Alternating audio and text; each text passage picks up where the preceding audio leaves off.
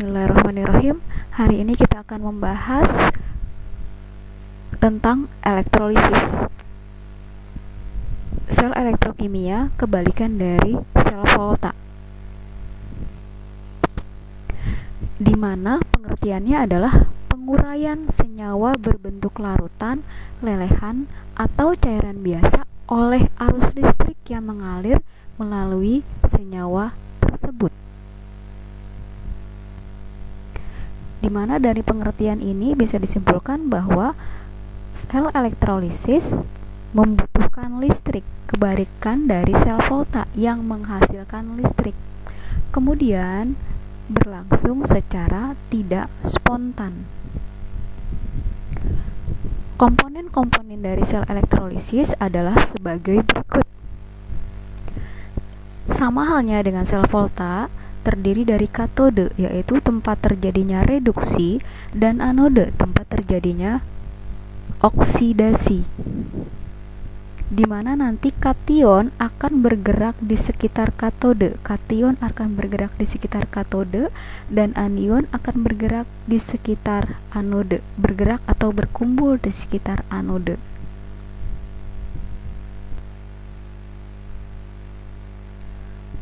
Untuk muatannya kebalikan dari sel volta, di mana anode bermuatan positif dan katode bermuatan negatif.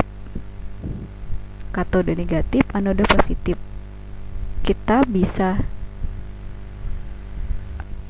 singkat dengan singkatan dari kenapa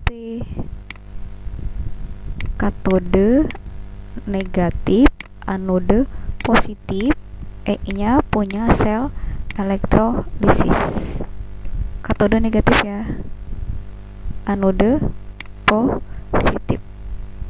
Kenapa? Sedangkan untuk sel galvani kebalikannya, yaitu kapan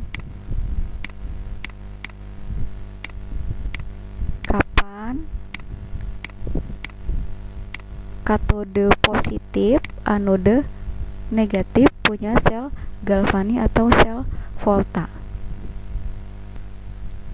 Bagaimana proses terjadinya reaksi kimia di dalam sel ini? Elektron atau listrik memasuki sel elektrolisis melalui kutub negatif atau katode. Kemudian spesies tertentu dalam larutan menyerap elektron dari katode. Jadi elektron mengeluarkan listrik dan mengalami reduksi. Sementara itu, spesies lain melepas elektron di anode dan mengalami oksidasi. Bagaimana reaksi larutan di dalam sel elektrolisis? Apa yang terjadi dengan kation dan anionnya? Maka kita akan mengikuti kaedah-kaedah di bawah ini. Ya, elektrolisis terdiri dari dua elektrode penting, yaitu bukan penting ya, elektrode utama yaitu katode dan anode, di mana tempat terjadinya reduksi itu katode, tempat terjadinya oksidasi adalah anode. Kation berkumpulnya di katode, anion berkumpulnya di anode. Jadi kation di rombongan kation akan bergerak ke katode, rombongan anion akan bergerak ke anode.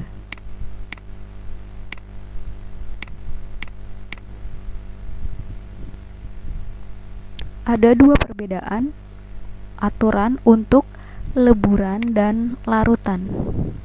Jadi ada dua. Ketika leburan, apa yang terjadi? Maka kation akan mengalami reduksi dan anion akan mengalami oksidasi atau langsung mengalami redoks. Jadi di mana kation akan langsung terreduksi, kemudian anion akan langsung teroksidasi.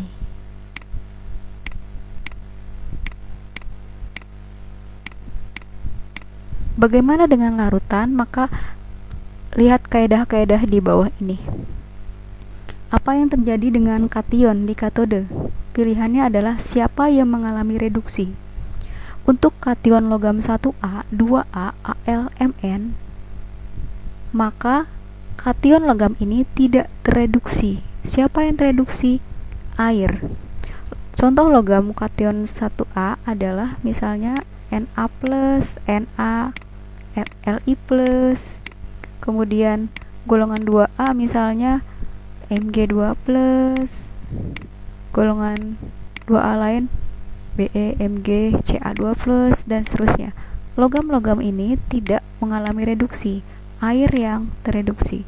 Reduksi air 2H2O ditambah 2 elektron menjadi 2OH- plus H2. Gimana dengan kation logam lain dan H+? Maka kation logam lain dan H+ tersebut langsung tereduksi. Misalnya adalah Cu2+. Cu2+ akan tereduksi menjadi Cu. Atau H+ reaksinya 2H+ tambah 2 elektron menjadi H2. Jadi di katode pilihan untuk reduksi ada dua, yaitu kationnya. Kalau kationnya nggak mau tereduksi, maka air yang tereduksi. Jadi dua kation. Kalau kationnya nggak mau karena dia 1A2AAL, maka air yang tereduksi. Sudah, prinsipnya itu. Kemudian di anode atau oksidasi. Di sini ada dua pilihan ya, ketika anodenya inert dan tak inert. Yang di atas ini untuk anode yang inert. Oke, ketika anionnya adalah OH-, Cl-, Br-, I-, maka anion tersebut langsung teroksidasi. Misalnya untuk OH- reaksinya seperti ini. 4 OH- ditambah 2H2O plus O2. Jangan lupa di sini tambah 4 elektron. Kemudian untuk Cl- yang langsung akan teroksidasi menjadi Cl2 ditambah 2 elektron, tinggal menyetarakan muatannya saja ya. Kemudian jika anion adalah F- dan sisa asam oksi, maka tidak teroksidasi anion ini, tapi yang teroksidasi adalah air. Contoh sisa asam oksi misalnya apa? Sisa asam oksi berarti sisa asam dari H2SO4, HNO3, H3PO4, saya SO42-, itu sisa asam oksi. NO3-, PO3, 3-, dan seterusnya. Mereka tidak teroksidasi. Siapa yang teroksidasi? Yang teroksidasi adalah air. 2H2O menjadi 4H+ tambah O2 ditambah 4 elektron. Nah, bagaimana kalau anodenya tak inert? Tadi ya, kalau anode inert itu PtCAO. Bagaimana kalau anodenya tak inert? Maka anoda tersebut langsung teroksidasi. Tuh. Oke, langsung kita ke contoh soal. Misal pada elektrolisis leburan NaCl. Leburan NaCl. Aturan leburan adalah langsung mengalami redoks, di mana kation akan mengalami reduksi, anion akan mengalami oksidasi. NaCl liquid, ini leburan liquid, akan terurai menjadi kationnya yaitu Na+ dan anionnya Cl-, di mana kationnya akan langsung mengalami reduksi dan anionnya akan langsung mengalami oksidasi. Reaksinya adalah sebagai berikut. Na+ akan teroksidasi menjadi Na plus 1 elektron. Kemudian Cl- akan mengalami oksidasi menjadi Cl2, ini plus 2 elektron. Ya, di anode akan terbentuk gas Cl2. Jadi di sini reaksinya 2 Cl- berubah menjadi Cl2. Cl2-nya berupa gelembung-gelembung gas.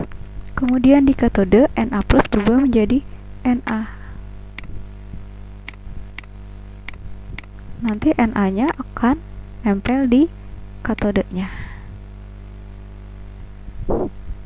Contoh kedua, bagaimana dengan elektrolisis larutan NaCl dengan elektroda PT? PT itu kita ketahui dia inert. Ini termasuk yang inert. Langkahnya sama, kita uraikan dia menjadi kation dan anionnya, di mana NaCl larutan aqua akan terurai menjadi kation Na+ dan anion Cl-. Kita analisa kationnya ini termasuk golongan yang mana dan anionnya ini termasuk golongan yang mana. Kita lihat kembali untuk kation. Kationnya tadi Na+. Na+ itu termasuk berarti kation logam 1A. Siapa yang tereduksi? Air yang tereduksi. Kation itu sendiri tidak tereduksi, yang tereduksi adalah air. Reaksinya seperti ini. Kemudian anionnya adalah Cl-. Nah, ini Cl-, maka anion tersebut langsung teroksidasi. Reaksinya seperti ini.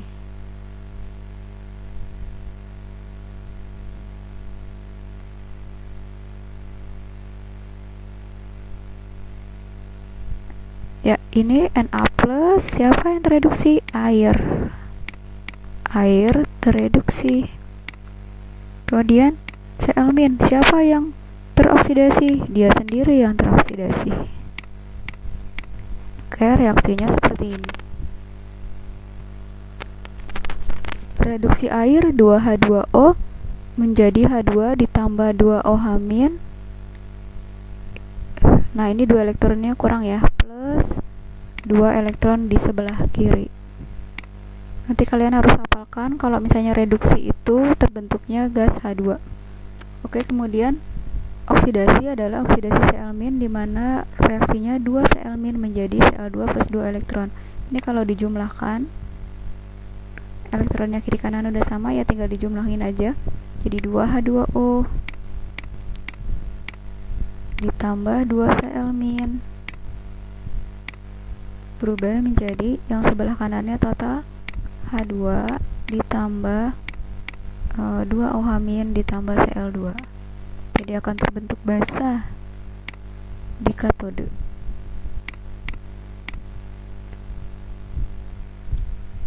Reaksinya seperti ini.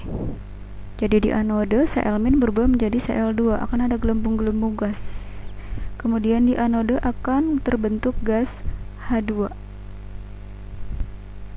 Contoh ketiga adalah elektrolisis larutan CuSO4 dengan elektrode PT atau masih inert. Kita uraikan CuSO4 larutan menjadi kation dan anionnya, terurai menjadi Cu+2 dan SO4 2-. Kita lihat dia masuk golongan mana. Oke, Cu2+ kationnya, Cu2+ kationnya termasuk, ya dia bukan 1A, bukan 2A, dan bukan Al, bukan Mn. Dia termasuk logam lain, maka kation tersebut langsung tereduksi. Jadi Cu+2 ditambah 2 elektron menjadi Cu. Cu2+ tereduksi. Kemudian SO4 2-. Nah, ini SO4 2- termasuk sisa asam oksi. Jadi siapa yang teroksidasi? Air yang teroksidasi.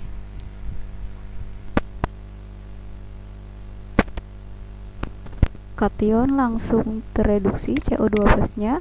Kemudian SO4 2- tidak teroksidasi. Siapa yang teroksidasi? Air. Air teroksidasi. Reaksinya seperti ini. Ya, Cu2+ akan berubah menjadi Cu, ini plus 2 elektron. Kemudian reaksi oksidasi air 2H2O menjadi O2 plus 4H plus 4 elektron. Kalau dijumlahkan, ini elektronnya 2 atas, di bawah 4, maka atas kali 2. Nah, ini atas kali 2 berarti sebelah kiri 2Cu2+ plus 2H2O. Kemudian sebelah kanan totalnya berarti 2Cu plus O2 dan 4H+.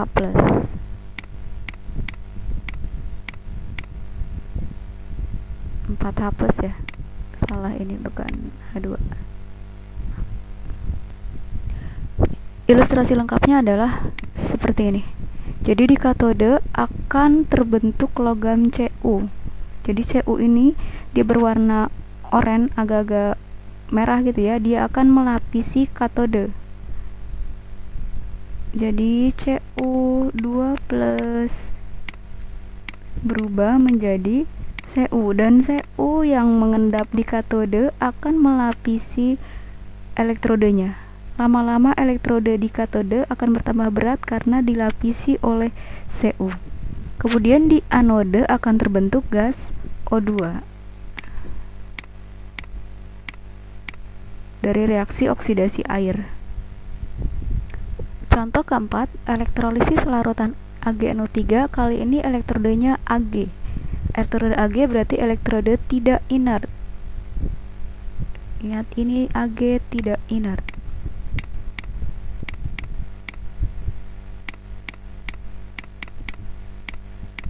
Langkah pertama sama, kita uraikan AgNO3 berubah menjadi kation dan anionnya akan terurai menjadi Ag+ dan NO3-. Lihat kation Ag+, dia bukan termasuk logam 1A, 2A, 3A, Mn, sehingga Ag+ akan langsung terreduksi. Bagaimana dengan NO3-? Nah, untuk NO3-, kita perhatikan ya, untuk elektrode yang di katode pilihannya ada 3 yang teroksidasi. Pilihannya adalah elektrodenya. Kalau elektrodenya inert, maka anionnya. Kalau anionnya tidak inert, siapa? Air. Nah, 3 contoh di atas elektrodenya inert, maka pilihannya 2, anion atau air. Nah, untuk contoh yang keempat, elektrodenya tidak inert. Karena tidak inert, maka elektrodenya yang teroksidasi. Jadi yang teroksidasi adalah Ag. Sehingga reaksinya adalah sebagai berikut. Di katode, reduksi Ag+ menjadi Ag. Di anode, oksidasi elektrode Ag berubah menjadi Ag+, seperti kita lihat pada gambar berikut ini. Ini contoh dari pelapisan logam. Logam yang kita lapisi, kita taruh di katode. Ya. Ini reaksinya, di katode Ag+ berubah menjadi Ag. Jadi Ag+ berubah menjadi Ag. Ag-nya akan melapisi elektrode di katode. Ini Ag-nya melapisi sendok. Jadi Ag+ berubah menjadi Ag berupa logam. Kemudian di anode, elektrode Ag akan terurai menjadi Ag+. Ag+ yang terurai akan ke katode. Jadi lama-lama anodenya tipis, kemudian katodenya jadi berat. Gitu. Ya, ini contoh terakhir ya. Kita review kembali yang ini. Untuk anode oksidasi, pilihan yang teroksidasi itu ada 3, yaitu elektrodenya,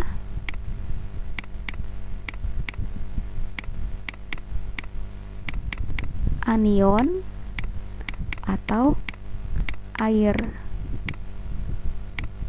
Sedangkan untuk di katode yang terreduksi, pilihannya kation atau air. Demikian pembahasan kita tentang sel elektrolisis.